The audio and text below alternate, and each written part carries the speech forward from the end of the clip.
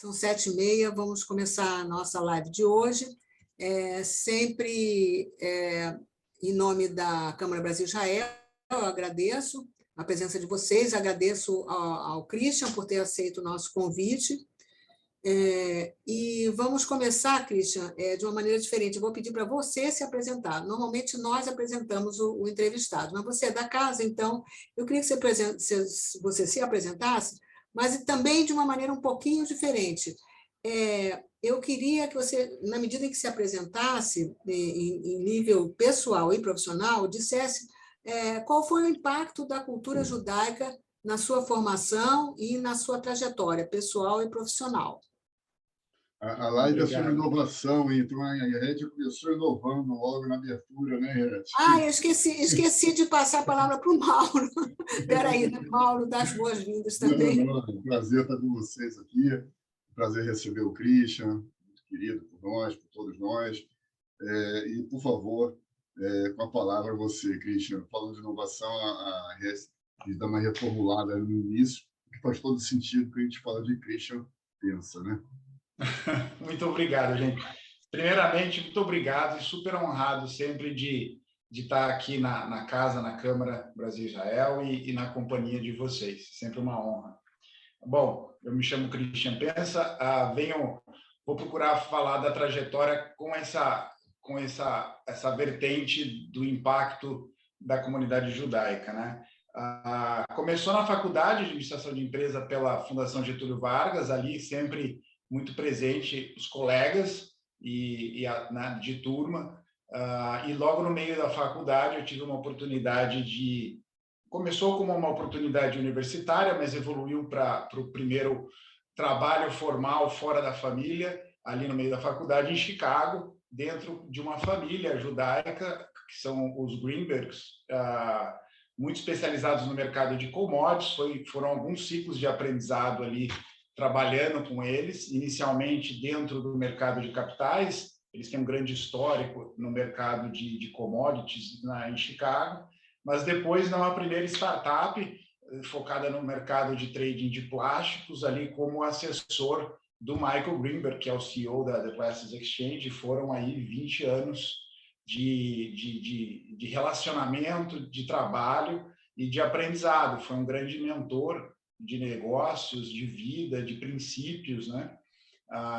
E ali foi uma grande influência, porque foi uma imersão muito profunda, tanto com ele como com toda a comunidade, em relação ao hard work, em relação aos princípios de ética, de dedicação, de buscar inovar nas ações empreendedoras.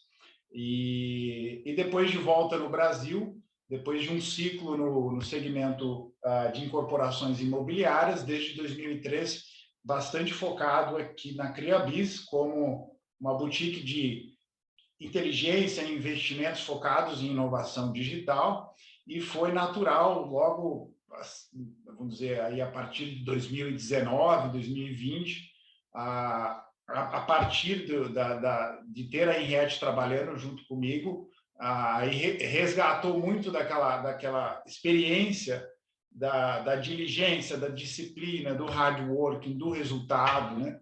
E foi natural e orgânico à medida que a CreaBiz foi crescendo sua carteira de cases, a comunidade que a gente foi construindo de investidores anjos também foi crescendo, e foi natural ela ser adentrada aí por a grande maioria hoje é da comunidade judaica. Então, sempre presente na minha jornada essa influência e esse trabalho conjunto com a comunidade judaica. Então, me sinto muito honrado de ser recebido por vocês aqui hoje. Eu já falei para o Christian que ele tem que mudar o nome dele para Pensakovsky, o sobrenome. Vai ficar mais de acordo. Eu faço agora algumas sextas-feiras em Chicago, né, eu frequentava a casa do Rabino para o evento deles, e uma das vezes fui apresentado como Jacob já. Foi uma brincadeira na primeira vez que eu frequentei a casa, mas tem um pouquinho disso. Muito bacana, Christian. Essa tua relação com o judaísmo é realmente fantástica. O judaísmo traz, né, valores também, como você colocou, né? A tua experiência, a tua trajetória, e inovação acima de tudo, né? Quando a gente junta judaísmo com inovação, a gente lembra imediatamente de Israel, né? O país das startups, né? E é exatamente aí que você atua. Como é que é a tua relação com Israel país, né? Em termos de conhecimento, em termos de integração de determinadas startups, em termos de absorção, né, de determinadas linguagens, né, que Israel tem, ou filosofias e conceitos que você pode trazer para a Criabis, por exemplo? Olha, aprofundou um pouco o meu conhecimento sobre o funcionamento da inovação em Israel numa viagem que eu fiz pela Criabis para a Alemanha, e na interação com a comunidade de investidores lá em Berlim, ficou muito claro quando a equipe de fundadores ela é proveniente de Israel, ou da Alemanha, ou do Reino Unido. Israel, grande destaque, já é um selo de qualidade em relação à inovação, né? E aí os exemplos que a gente vê dali tem muito a ver com a cultura. Eu acho que o diferencial principal em relação ao mercado de Israel para a inovação é a cultura de ali, primeiro, o estoque de mentes brilhantes ou mentes que realmente se dedicaram ao estudo, né? Um paralelo, outro dia eu vi aqui a quantidade de big techs americanas que tem, por exemplo, CEOs indianos. Por quê? Porque eles têm uma dedicação também ao estudo muito forte, né? desde o berço. Mas voltando para Israel, a cultura da inovação e a cultura de já construir essa inovação atrelada à propriedade intelectual, isso é muito forte lá. E aí envelopar esse negócio societariamente para o mercado de tecnologia das bolsas americanas, então é muito rápido esse processo de lá. Já que no Brasil, algumas iniciativas de lá, que tem representação aqui, têm sido frequentes aí na nossa análise junto com a Henriette e você também, Mauro, já trouxe alguns cases para a gente analisar a partir de lá, né? A globalização também de Israel, né? Um país pequeno que pensa globalmente, né? De cara, né? Ele não vai pensar regionalmente. A inovação lá nunca é feita para lá, né? E sim para o mundo. Então, a idealização e o processo de validação deles é sempre pensando global, né? Então, já nasce para o mercado de capitais as inovações. É muito interessante. Estamos aqui, inclusive, com a Fernanda Toros, que tem uma vasta experiência, né, no ecossistema. Tá, Fernanda? Se você quiser botar alguma pergunta, até se você quiser abrir o microfone para ter uma interlocução sobre isso, seria até interessante, enriqueceria aqui o diálogo. Hein, Gabi? Você poderia abrir o microfone da Fernanda? Sim, está liberado. Acho que também uma comparação, né? Que às vezes perguntam por quê, uma linha de comparação entre mercado de investimento anjo Brasil, Estados Unidos e Israel, né? Então, se a gente tem uma base de um estudo que a gente fez aqui para a Câmara mesmo, a base de dados está ali entre 2019 e 2020, você olha para os Estados Unidos, um volume anual investido de 20 bilhões, você olha para Israel, um volume investido de mais de 7 bilhões, então você vê que está ali Israel recebendo cerca de 1/3 dos Estados Unidos, aí você olha para o Brasil, é menos de 300 milhões, então somos aí cerca de 1/10 dos Estados Unidos, cerca aí de 1/5 de Israel, né? Então isso já mostra também não só a criação de tecnologia, mas a predisposição da população, dos investidores aí para aportar em startups, né? Isso é bem relevante. Posso fazer pergunta? Vamos lá. Oi, Christian, tudo bem? Prazer. Tudo bom, eu queria saber, assim, do que você observou em Israel, de como as coisas são feitas e funcionam lá no ecossistema, o que você trouxe de modus operandi mesmo, de conhecimento, o que você trouxe para dentro da Criabis e como é que você toca essa parte de venture building, né, dentro da Criabis? Se você trouxe algum insight lá de fora que você tenta replicar ou usar no seu processo aqui no Brasil? Eu diria que a minha história como empresário sempre teve como parceiro, equipe de trabalho, sócio, alguém da comunidade de Israel, judaica.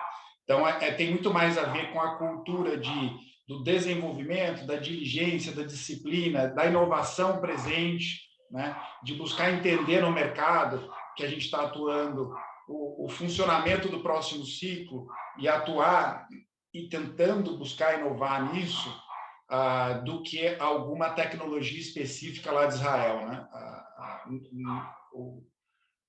O que surge ali em Israel vem muito pouco para o hemisfério sul, vai muito mais diretamente para o mercado de capitais aí de Nasdaq, principalmente, né? E conviveram aí com a Henriette e com os diversos sócios que a gente tem hoje na Criabis, a maioria deles são da comunidade judaica.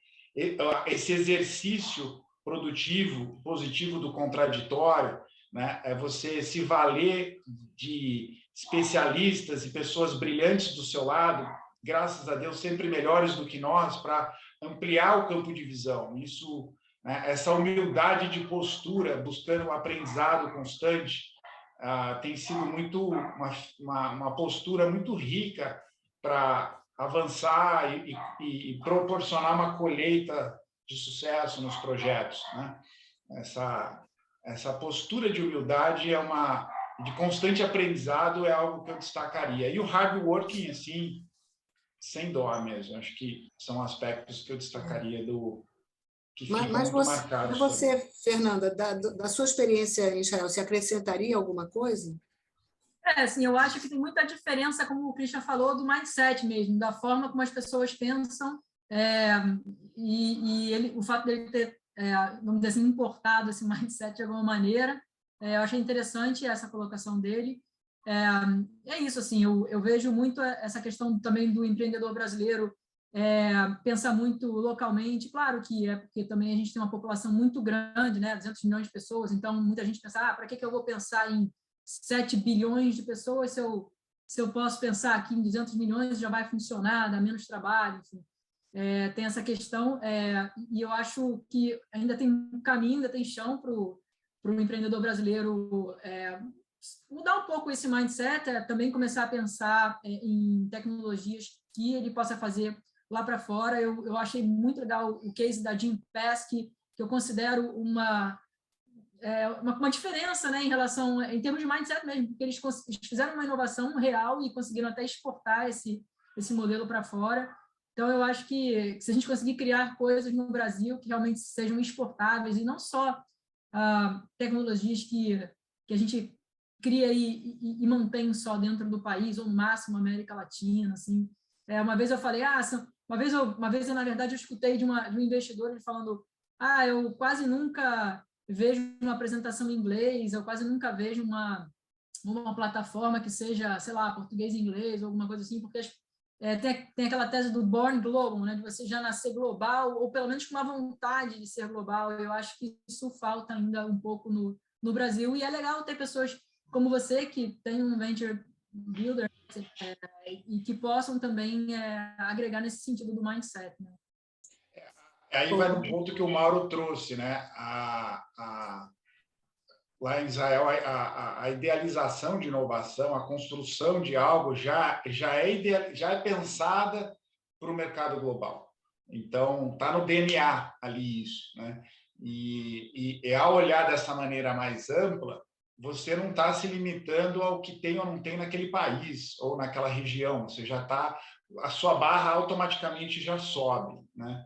E essa postura de estar procurando os próximos buracos para não tropeçarmos, ou as próximas portas para a gente saber como abri-las, e não, ou seja, é mais buscar aprendizado do que tentar se provar certo nas coisas, né? Essa cultura de que o erro é bem-vindo, não necessariamente o erro medíocre, mediano, mas o erro na tentativa do melhor acerto, né? Então, quanto mais rápido errarmos, mais rápido saberemos que aquele não é o caminho, né? Eu quero dizer que os demais podem consultar também, tá? Henriette, também é interessante, Christian, isso que você colocou agora, porque em Israel tem dois tipos de mentalidade também, além do ponto de vista global. A primeira é que muitas startups, muitos projetos, iniciativas são criados no próprio exército, né? Então, a união, né, de forças lá a partir de uma dor verificada, né? Lá mesmo, isso é projetado e depois a própria equipe é formada muitas vezes naquele ambiente. Esse é um ponto. Um outro, Israel tem uma dificuldade muito grande do ponto de vista agrícola, né, por exemplo. Então, criou lá a irrigação para resolver aquela questão e verificou que outros países também têm a mesma dor, né? Então, começou a projetar isso também. Então, são dores que muitas vezes são globais e que nasceram naquele pequeno pedaço de terra lá e depois é expandido. Então, há uma série de características, né, no país, né, mindset e outras formas também de cultura, como você colocou muito bem, né, de raízes, de educação. A universidade é muito voltada para a prática também. Então, tudo isso, né, Instituto Tecnon, né, de tecnologia, né, várias universidades de elite, a Fernanda pode falar muito sobre isso também, né, Fernanda? Várias universidades de elite são entre as melhores do mundo, né? Então, essa postura educacional também leva lá na frente a uma história vencedora em termos de tecnologia, de inovação, de mindset, tudo isso, né? Eu diria que a cultura, sem dúvida, mas a política pública em Israel é o grande diferencial, que o governo, de fato, investe e fomenta que sejam criadas inovações, e ele investe pesado até um certo patamar em que o negócio decola e depois retorna para o governo, né? Mas é feito de uma maneira muito mais leve e na hora que a gente volta para a questão da cultura, lá a inovação, o desenvolvimento acadêmico já é idealizado pensando em mercado, é para mercado. E aí você pega um país como o Brasil, a gente está o tempo todo com a mão nisso, vê o quanto ainda tem um grande espaço da inovação da academia ir para mercado, né? Porque é diferença de cultura e de política pública mesmo. Eu quero agradecer a Fernanda, mas, Fernanda, vai de novo lá para a plateia. Eu não sei como é que faz, a Gabi levou. Eu queria pedir a quem está presente para colocar perguntas, vocês podem colocar no chat, ou se quiserem se apresentar também, podem vir aqui para o palco, tá? Está aberto. Mas, Christian, então, continuando aqui as nossas perguntas, em geral, assim, o Mauro faz uma pergunta e eu faço outra, né? A dele é sempre mais difícil que a minha, tá? Então, eu queria te perguntar o seguinte. Surgiu uma aqui da Carminha, ó. Então vamos lá. Quais são... Opa, como é que é? Quais são os fatores que você considera mais importantes ao avaliar o potencial de uma startup? Tá, então vamos dar prioridade a essa pergunta. Eu acho que, sem dúvida nenhuma, começa pelo fator humano, né? É da complementariedade de uma equipe, é da experiência que essa equipe acumulou e da vontade dessa equipe de construir um patrimônio de longo prazo que vão surgir as sementes a serem plantadas, né, germinadas para uma colheita futura, né? Então, entender também essa lógica clássica, natural, de que as coisas precisam ser bem plantadas e cuidadas, né? Então, o fator humano é dele que surgem todos os outros, né? Então, uma boa complementariedade de equipe, e aí entender para que lado que é a inovação que essa equipe propõe, né? E ela se comportar como uma constante célula de inovação. Então, aquelas equipes que defendem de unhas e dentes aquele um produto, já demanda de nós um certo cuidado, porque ela está muito comprada no produto. Então, o interessante é quem constantemente vive no processo de validação, né? Antes de acreditar que algo faz sentido construir aquilo, provar que faz sentido, testar com o cliente, né? E, ao longo do processo, ir agregando nesse projeto de inovação elementos que são fundamentais, tanto na parte de tecnologia como de capital. Mas, assim, em primeiro momento, na Criabiz, a gente trabalha com projetos que tenham uma plataforma já funcional, que tenham clientes que utilizaram a proposta de valor dela e gostaram. Isso é importante, que é a validação da proposta de valor. Então, esse é o estágio que a gente acaba entrando. Ao longo do processo, esses produtos vão ter que mostrar que a inventividade só vira inovação quando pagam por ela, né? Então, toda essa inventividade da equipe precisa gerar contratos, né? O mercado precisa se engajar com isso. E aí então, são fatores importantes a observar. Carminha, pergunta complexa, hein? E tem a pergunta da Laura, vamos ver, essa é difícil. Como é a questão do empreendedorismo feminino em Israel? Olha, eu acho que minha experiência em relação ao feminino em Israel, eu não diria que eu sou a pessoa mais indicada para isso. Eu posso dizer que dentro da CriaBiz Angels hoje, que é uma rede de 160 investidores, majoritariamente da comunidade judaica, 25% são mulheres. Então, esse é um ponto e foi orgânico isso, nenhum propósito específico. E dentro das nossas verticais de negócio, eu vejo como fundamental a contribuição de nossas sócias mulheres, né? Tanto na parte da criatividade, do olhar mais cauteloso, da gestão de expectativas e do constante, exatamente o contraditório, como que você fala a expressão, Henriette? Exercício do contraditório. É o exercício do contraditório.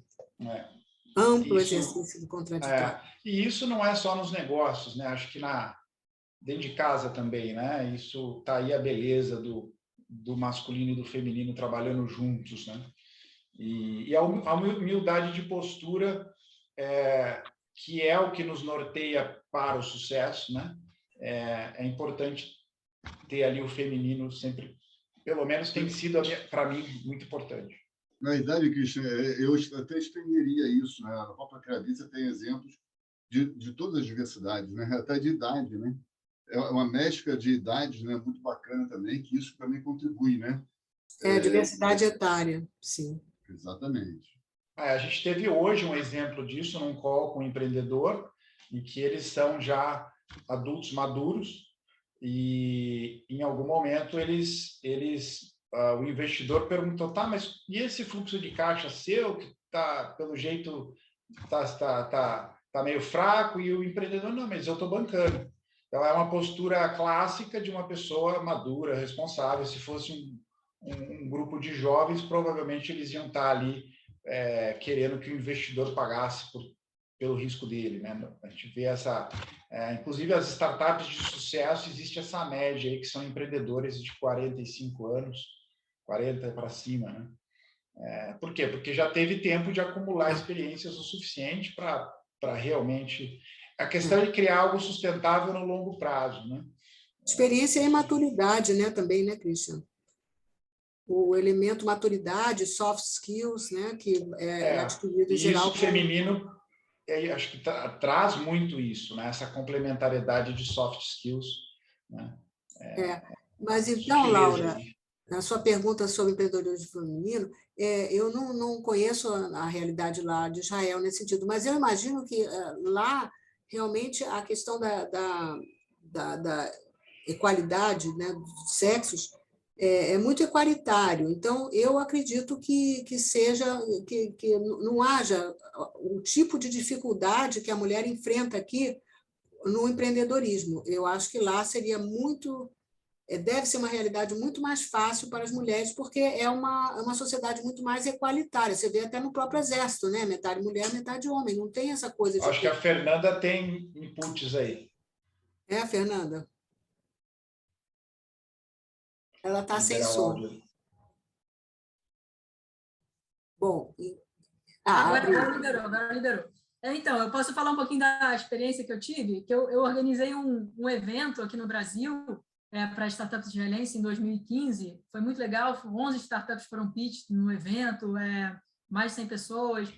E aí, o que eu posso dizer também, a minha experiência com o ecossistema lá, eu percebi assim que não importa se você é homem, se você é mulher, se você foi da unidade de elite do Exército, a 8200, você está muito bem posicionado para você ser um um empreendedor de uma startup de sucesso. E eu conheci investidoras anjo, mulheres que foram do 8200, homens também, e também empreendedores.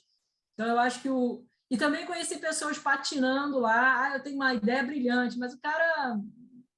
Você vê que nem não tinha tido um posto muito alto no Exército. Eu acho que o divisor de águas é você ter, como até o Mauro falou, trazer esse know-how do Exército, um know-how muito específico ali de inteligência, ou de coisa assim, e aí você cria startups de sucesso, ou também se você vier da academia, né?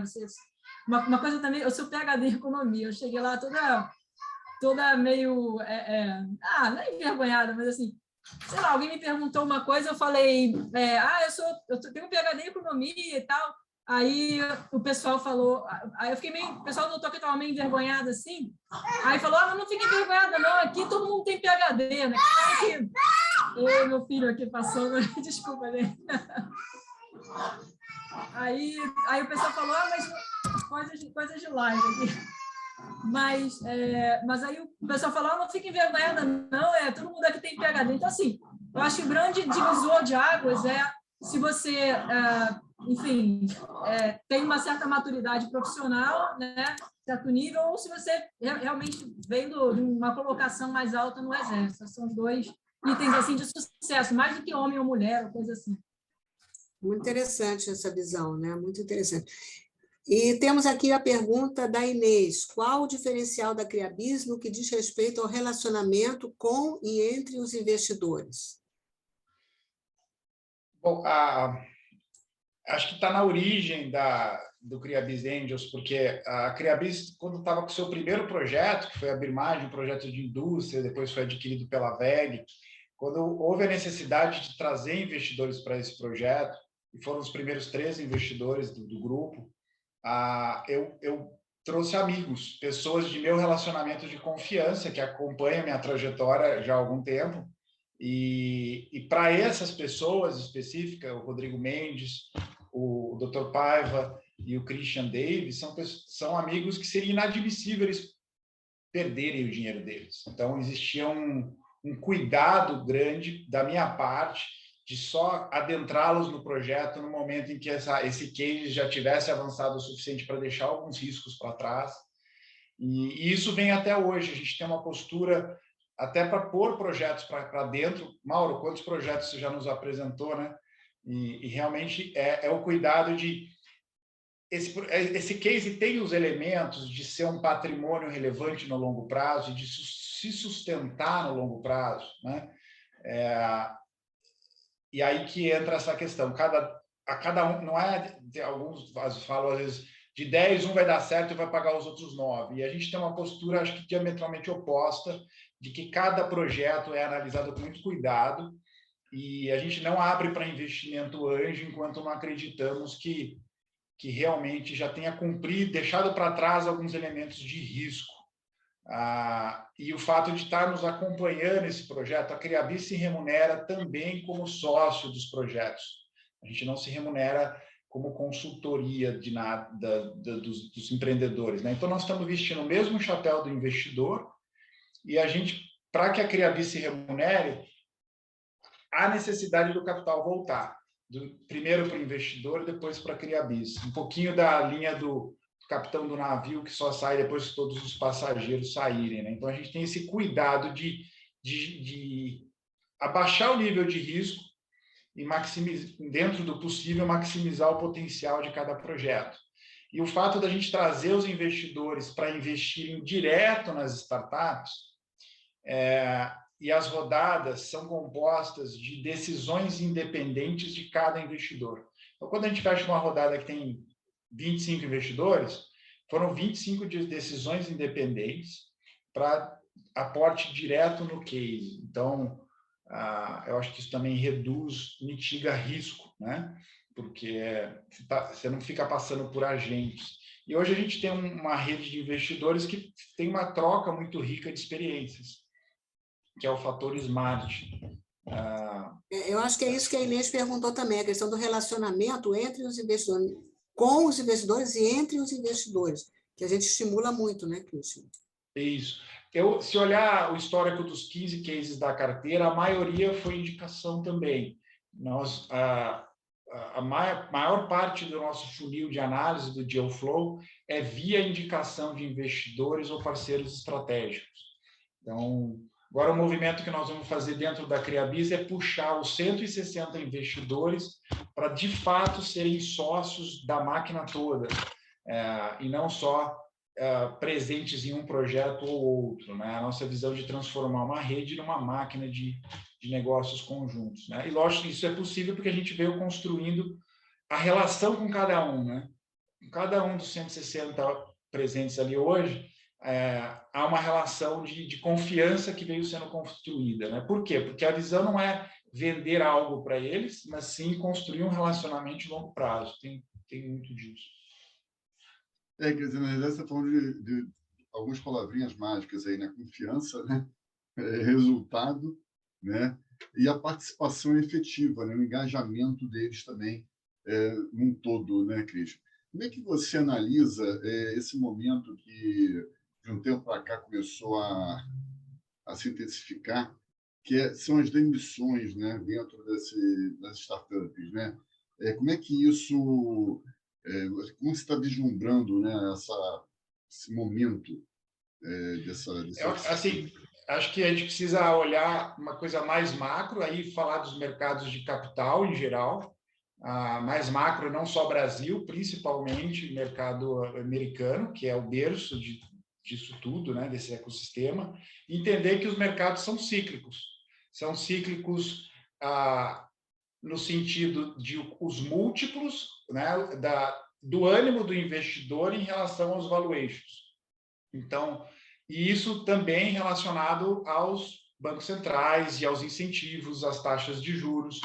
Então, em mercados que estão... A gente escuta muito o termo, né, de quantitative easing, que é o Banco Central irrigando o mercado de dinheiro, e o tightening, que é o que está ocorrendo agora, que é reduzindo, né, enxugando o dinheiro.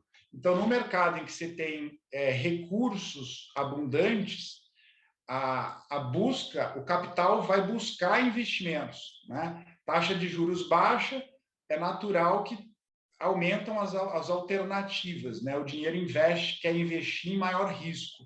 Então, ele aceita múltiplos maiores. Então, consequentemente, as startups conseguem valores maiores por elas, volumes de capital maior, e quando ela tem mais dinheiro, o que ela acontece? Ela aumenta suas equipes, ela incha sua estrutura na busca de crescimento. No ciclo oposto, em que os bancos centrais apertam o mercado e o mercado tem uma tendência de queda, os fundos tiram o pé do acelerador, vão um pouco mais para a caixa e vão ser mais conservadores. Então, a análise fica muito mais criteriosa, vai se buscar projetos de muito mais valor, né? Os investimentos abundantes que foram feitos no ciclo passado de abundância de recursos, os fundos começam a cobrar as startups. Quero ver resultado agora. Chega de só prejuízo, quero ver resultado. E na hora de ver resultado, a primeira medida é puxar o freio de mão, expurgar, vamos dizer, tirar a gordura e procurar expurgar a EBITDA. Então, é natural esse ciclo de demissões, porque o dinheiro está mais caro, o dinheiro está mais raro. Então, também começa a se analisar os projetos com mais critério, né? As células de inovação dos Googles, Alphabets e tudo mais, com dinheiro abundante, é crescimento para todo lado. À medida que o dinheiro fica mais restrito e mais caro, o critério, né, a barra sobe, fecha o funil, né? Então, acho que é muito isso. Funil aberto, funil fechado, múltiplo alto, múltiplo baixo. Então, agora a gente está num ciclo de aperto. E aí, no Brasil, especificamente, é um ponto muito fora da curva, que tem também um juros real maior do globo terrestre. Então, e não só isso, mas se você olhar, boas empresas de tecnologia passam a ser desvalorizada. Então, o investidor que vai ter a sua atenção chamada para renda fixa, chamada para investir em renda variável, em bons cases que estão amassados, por que ele vai olhar para a startup? Ah, eu vou olhar para a startup porque eu quero multiplicar muito mais. Então, ele passa a ser muito mais criterioso. Esse projeto vai escalar? Ah, não, aquele... Então, esse critério fica mais restrito, fica mais arrochado, né? Então, a gente tem na própria carteira um case que é super robusto, mas no último ano ele só cresceu 50%. Então, para o mercado de startups, é um insucesso praticamente, porque ele não triplicou, ele não mostrou escala, e você consegue perceber o maior conservadorismo aí dos investidores. Mas eu diria que, por seu ponto específico, as demissões das startups. Por quê? Porque elas estavam com uma abundância de recursos muito forte e agora a gente está num ciclo mais apertado de mercado. Christian, voltando à questão do feminino, né? Nós temos um diferencial na Criabis, que inclusive foi reconhecido recentemente pela Rede Mulher Empreendedora, nos colocou na mandala, né, de instituições, a Criabis como instituição amiga, ou, enfim, friendly com mulheres, tem políticas específicas de estímulo e incentivo tanto ao empreendedorismo quanto ao investimento anjo. Então, eu queria que você falasse um pouquinho da importância como nós criamos o Criabis Women, já tem 1 ano e meio, né, e até hoje, qual o impacto você sente do nosso trabalho? Eu posso dizer nós, porque eu e Inês somos co-curadoras, tenho aqui também a Carminha e a Laura, né, que fazem parte da curadoria. Então, qual o impacto que você sente do trabalho do Criabis Women em relação à Criabis como um todo? Eu vou começar um pouquinho mais para trás, que é o que me traz o conforto de fomentar isso dentro da Criabis. Acho que começa na história com a minha mãe, que para mim foi minha primeira referência de empreendedora. Ela sempre foi muito forte dentro de casa, na liderança dos negócios da família. Então, para mim, foi sempre um exemplo e uma parceira de discussão de estratégia, né? Depois, a construção de família foi muito importante. Minha esposa tem uma importância muito grande em todo o dia a dia, né? No exercício do contraditório, principalmente, né? Nos fazer melhor o tempo todo.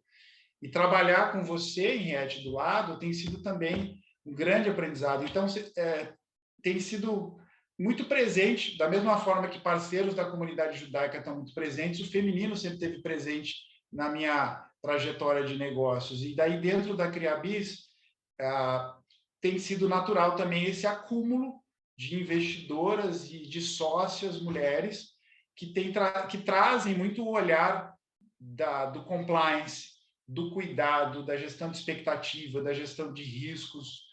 Então, em sermos melhores, em sermos mais bem estruturados, em processos mais robustos e mais profundos. Eu diria que, pessoalmente, minha experiência tem sido essa, uma visão de mais longo prazo para construirmos um ativo maior e mais sólido. Então, eu acho que o cuidado, né? O cuidado, os soft skills, vamos dizer, o refinamento de postura, de abordagem, né? Aquele refino da ponta, esse é o feminino para mim, no modelo.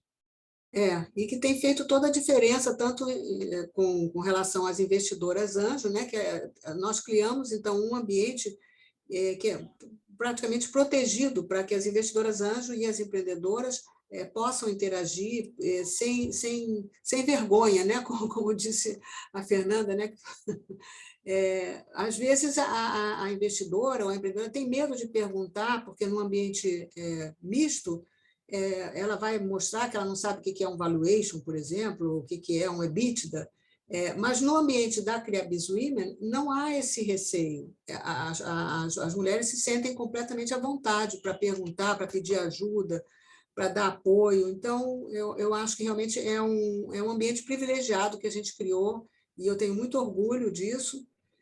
Olha, a gente teve, agora, esse mês que passou, um dos inputs foi de investidoras mulheres, no sentido de, poxa, as rodadas são muito rápidas e eu acabo não podendo ver com um pouquinho mais de tempo. E nós acolhemos isso e, né, idealizamos agora de fazer, por exemplo, fóruns de discussões de grupos um pouquinho menores, de quem realmente está interessado em aprofundar no case, antes de abrir a rodada. Então, colhemos o input. Para dar um tempo, exatamente. Aí, obedecendo ao timing da mulher, que é diferente do timing do homem, né? As mulheres estavam reclamando, mas mal abre a rodada, já fecha, nem deu tempo de eu pensar. Então, nós mudamos a sistemática em função desse feedback. Foi um ótimo exemplo. Às vezes eu falo, não, a gente fala tanto do CRIABIS-Women, né? Daqui a pouco vão entrar com um processo. Cadê o CRIABIS-Men, né? Tem CEO homem querendo botar peruca para entrar no nosso grupo. A gente não deixou ainda. Christian, eu queria voltar um pouquinho ao que você colocou antes, que é o investimento em startups, né? A gente, hoje, com juros altos, juros baixos, a gente tem investimentos que são, de alguma forma, mais conhecidos, né? A própria bolsa, a renda fixa, esses investimentos são relativamente tradicionais, independente da rentabilidade. E quando a gente entra no investimento em startups, é uma novidade, né? De um tempo para cá, né? Muito mais recente do que esses outros que eu mencionei. Como é que funciona o investimento, particularmente, né, no teu caso, na CRIABIS, né? Se eu sou um investidor, não conheço, né, a forma dessa aplicação, né, de alguma maneira, né, desse envolvimento com as startups. Então, como é que o que se recomenda para esse investidor? Primeiro, eu pergunto sempre se ele já tem investimento em renda fixa, se ele já tem investimento em renda variável, se ele já tem investimento em criptomoedas, e depois ele vai olhar para startups, porque o nível de risco da startup é bem alto. Então, olhar só para startups e não ter investimento nessas outras classes de ativos, eu diria que ter cuidado. A ansiedade de investir em startups, né? A outra coisa, principalmente no Brasil, desmistificar essa questão que você vai investir, o negócio vai virar um unicórnio. Eu acho que já poderia começar sem essa expectativa, né? Até porque se você entrou no investimento com valuation de 3, 5, 10 milhões, na hora que ele bateu 100, você já fez os seus 10 vezes. É mais fácil você ter os pôneis e os burrinhos do que um unicórnio, né? E aí eu diria que começar a construir uma tese de investimento é muito importante. E a gente discutiu outro dia sobre tese, né? Então, quais segmentos, qual estágio você quer investir, qual modelo de negócio você quer investir. Poxa, mas eu não pensei nisso ainda. Então, eu sugeriria que esse investidor anjo, primeiro, encontre um ambiente com outros investidores mais experientes.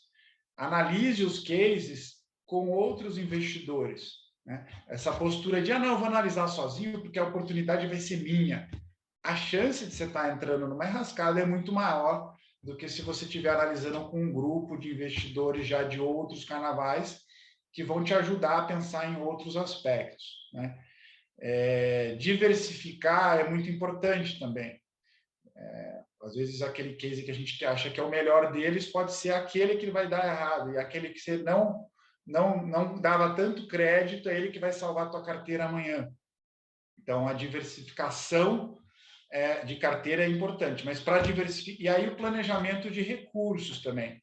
Entender que um projeto de startup, ele tem um ciclo que ele vai crescendo, e o ideal é que você fosse aportando ao longo do crescimento.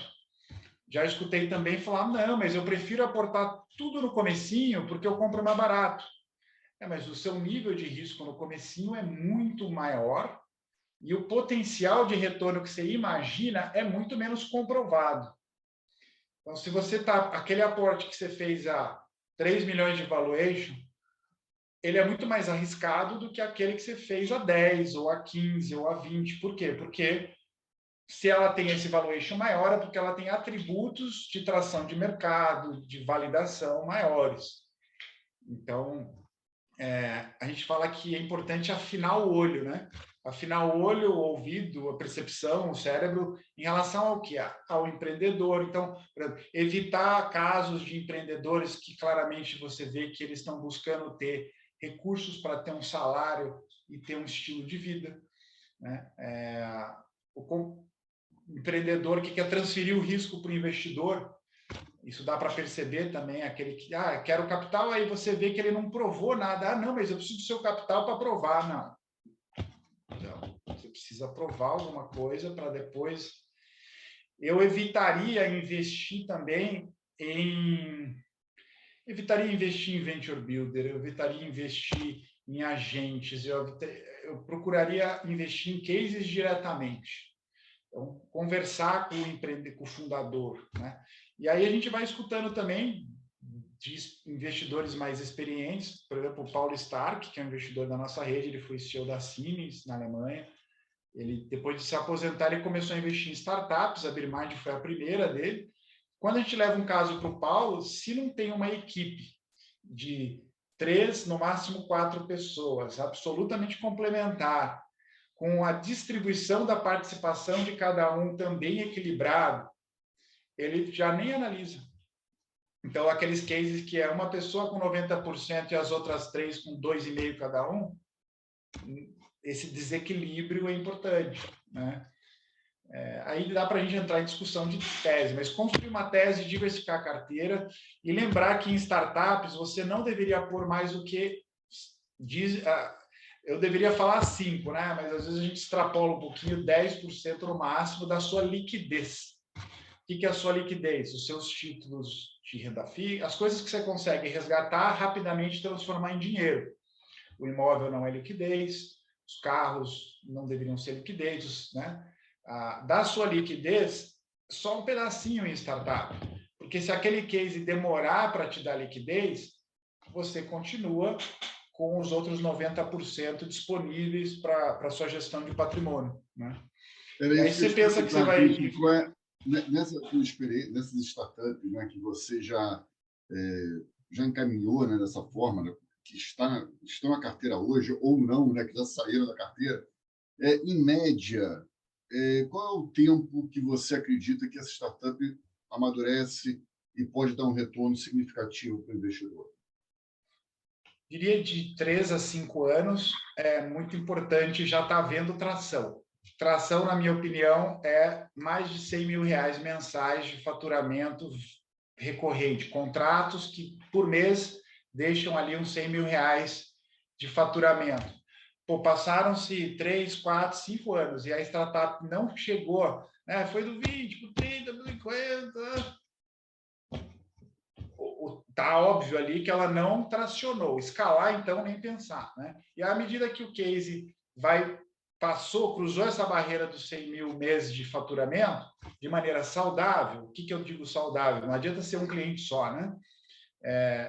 Aí, ver se ela vai fazer, que eles dizem, do triplicar, triplicar, duplicar, duplicar. Ou seja, ao ano, ela triplicou e depois triplicou de novo.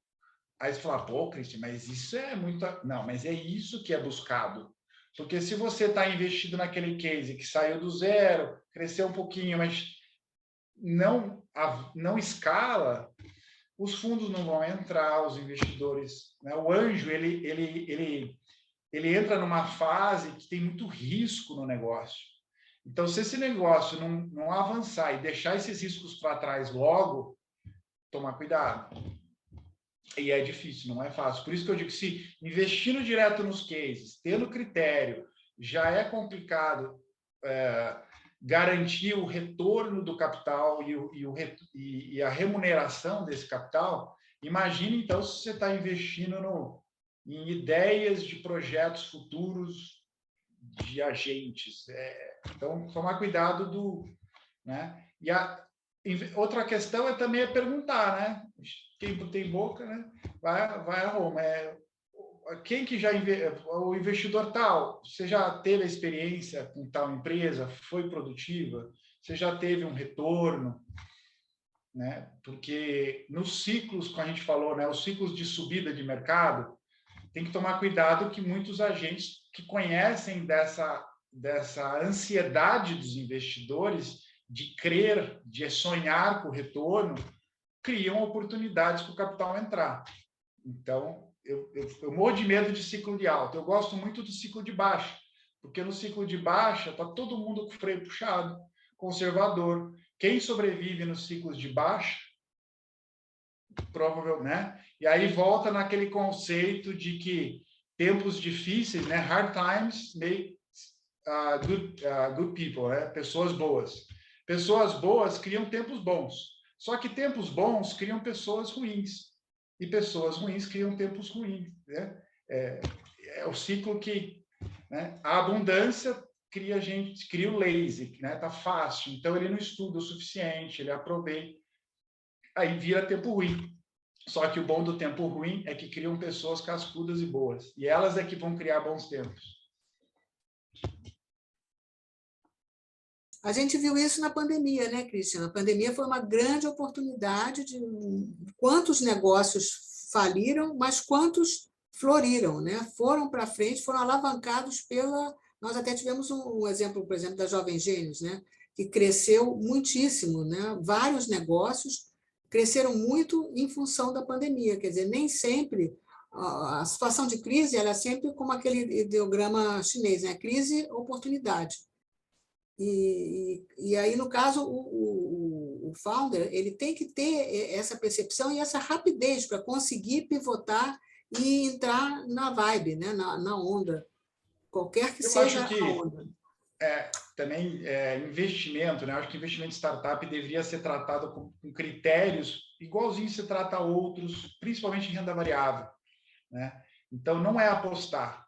Não é tomar atitude, é paciência, é observar, é reagir, né? Então, eu vou colocar todo o capital na ideia do menino ou eu vou esperar ele provar que o negócio cresce, aí eu entro mais forte, né? Então, eu prefiro entrar menor nos casos mais iniciais e pôr mais dinheiro à medida que ele prova que... né? Porque na medida que ele está provando o negócio, se provando, o potencial ficou maior e o risco abaixou, né?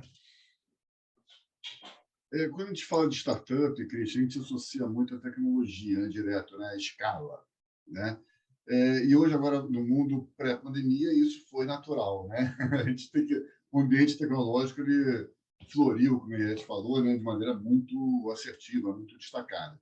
Agora está voltando um pouco o aspecto presencial, né? A gente quer se relacionar, quer agir presencialmente. Como é que você vê esse movimento agora em relação a esse mundo digital, né, que a gente vivenciou de maneira tão intensa nesses 2 últimos anos? Na minha opinião, um dos legados que a pandemia deixou é que todos nós experimentamos o digital e deixamos alguns preconceitos de lado, né? Vimos que é possível ter mais produtividade, maior qualidade de vida pelo digital, né? As próprias empresas perceberam já isso também, onde elas reduzem o custo, permitem esse relacionamento híbrido, né? Escritório, home office. Eu acredito que esse legado do digital ficou, né? Ficou em diferentes graus, mas sem dúvida ficou. Temos aqui uma pergunta da Renata, e vai ser a última, porque já estamos a 5 minutos do final. Renata Garrido pergunta: quantas startups com fundadoras mulheres dentro do portfólio da Criabis, e se tem algum segmento que a Criabis teria um maior foco, EdTechs, por exemplo? Olha, doutora Miriam Tendler, da FAB Biotech, pesquisadora Fiocruz, fundadora mulher. A Tatiana Santarelli, da Team Hub, ali também fundada por mulheres. Temos a Faz Game, recente na carteira, também com a Carla. Laura, aqui com a Share 360. Laura conosco aqui da Share 360, CEO, é uma edtech de sócio emocional. A Andréia Maia. Andréia da Mediar. Então, como nós temos 15, essas 5, então 1/3 são fundadores mulheres. Cerca da mesma porcentagem de investidoras anjos mulheres também. Qual que era a outra nós pergunta? teríamos alguma vertical com maior foco, EdTechs, HealthTechs? Um dos aprendizados aí já de alguns anos é que agregar sócios especialistas para trabalhar junto tem sido muito efetivo. Então, a gente validou isso na vertical de saúde, a HealthBiz, onde nós trouxemos sócios especializados na área de saúde, e isso hoje nos habilita a analisar os cases de HealthTech e dar feedback para eles de uma maneira bem assertiva. Inclusive, o próprio mercado reconhece isso. A área de impacto socioambiental, para nós, é muito importante. A área de EdTechs é, inquestionavelmente, o maior número de startups da carteira, não só em educação infantil, mas educação corporativa. Agora, no case de educação na área jurídica, está no nosso deal flow também. Agronegócio é presente na nossa carteira e é uma vertical de fato de interesse nosso. A área de biotech, debutamos com biotech aí no ano passado e hoje a gente está agregando um time de especialistas de inovação biológica para, de novo, trabalhar com especialistas, né? A nossa visão tem sido essa. Então, de uma maneira mais agnóstica, os segmentos principais para nós são aqueles em que a gente tem especialistas, porque nos que a gente não tem especialistas, a gente acaba não tendo o valor agregado a ser entregue, a ser devolvido ao ecossistema, né? Não quer dizer que a gente não possa em breve, fintech, né? Tem uma de logística agora que está entrando, mas, por exemplo, a indústria, que foi nosso primeiro case, nós aprendemos o suficiente sobre o ramo da indústria que a gente prefere não atuar nesse segmento, devido a algumas questões das grandes empresas relacionadas. Então, é importante a experiência prévia que você tem daquele segmento, para você falar, vou atuar naquele segmento por causa dessa premissa, daquela premissa. E se você vai só na empolgação, quebrar a cara, acho que é o resultado mais óbvio, né? Ó, nós esquecemos a Marina Gontijo, o Waze, então são 6. Marina Gontijo da Waze. Perdão, Marininha. Possível. Beijo no coração. E para finalizar, a Renata, ela colocou, e agora tem mais 2 perguntas. A Renata perguntou, quando um founder tem uma ideia promissora, como você recomendaria para ele buscar os sócios? O que é importante que ele leve em consideração? E o Ricardo, gostaria de mencionar que a área de educação, e a nível global, é a de maior foco em filantropia, segundo o estudo da KPMG pela tecnologia e inovação. Foi só um comentário. Vou começar, então, pelo... Teve a ideia, provavelmente é porque você tem um histórico, camadas de conhecimento que te permitem vislumbrar a oportunidade daquele ambiente. Eu tenho a ideia, sei o que eu queria implementar, mas não sei programar, não sei construir algoritmos. Então, seria interessante você trazer um sócio que entenda disso. Eu prefiro quando os sócios têm relacionamentos pessoal prévio, relações de confiança, porque são as relações pessoais de confiança que vão fazer essa equipe persistir unida nas dificuldades. Porque se você foi lá e pescou um sócio do nada, convenceu ele da ideia, na primeira dificuldade, esse cara vai pegar um emprego e vai te largar na mão. Eu acho que por que você quer aquela pessoa como seu sócio, né? Então, às vezes, pode ser mais seguro num primeiro momento que você quer construir uma plataforma, buscar uma software house e depois evoluir para uma equipe interna, né? Terceirizar enquanto você não achou aquela pessoa fundamental. E Papai do Céu normalmente trilha os caminhos como deveriam ser. Então, ter a paciência e a fé, né? A fé não no sentido de acreditar, né? De estar aberto que o universo vai conspirar ali. Eu acho que precisa, né? Procura o que você acha, né? Agora, está na etapa da ideia, Sebrae é uma excelente alternativa, uma instituição que vai te ajudar e outras, né? Parques tecnológicos, incubadoras, aceleradoras. De repente, você vai entrar num programa de aceleração e lá dentro você vai descobrir seu sócio. Tem muito disso. pô, mas vocês não são aceleradoras? Não, a gente trabalha muito bem em conjunto com isso, porque o nosso case é muito boutique, né? A gente quer aqueles cases específicos. Então, acho que a maioria da carteira já teve acelerado ou está sendo acelerado em algum programa.